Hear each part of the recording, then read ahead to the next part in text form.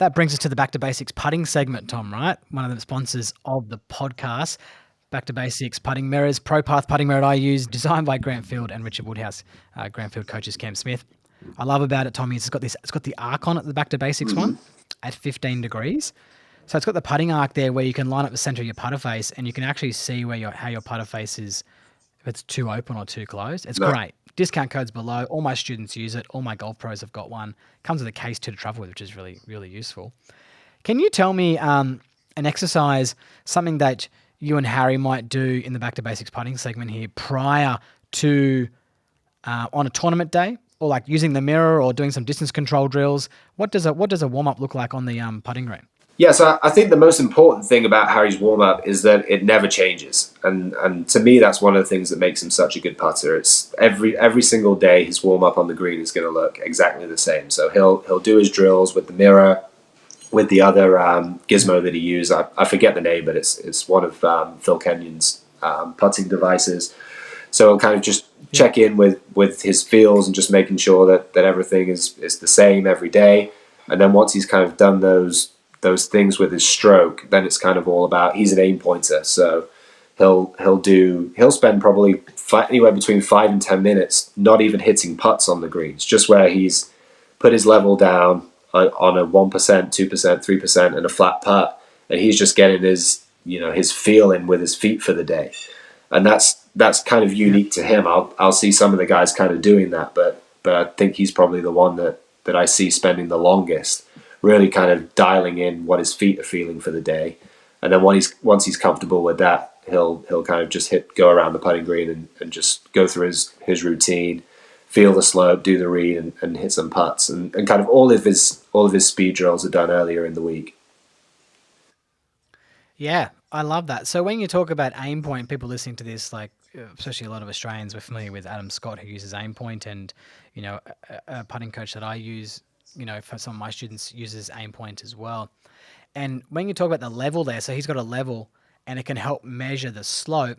And then what he's doing there is he's calibrating how he feels based on the level of the slope that exactly. day. Yeah.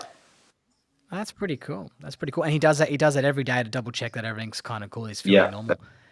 Does that come back to an importance of footwear, you reckon, as well? Yeah. Like if he was to change it. Yeah, it's interesting you bring that up, because he did change his shoe at the probably the second half of last season.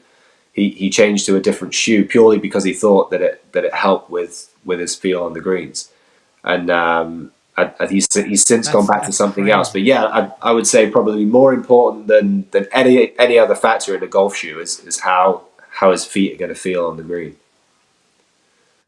That is like, people are hearing that and just thinking that's Burko, right? Like, to actually think that that's a level of importance when it comes to shoe, but that's just how important these things are. And especially when he's using his feet to kind of connect to the ground to help measure the slope there.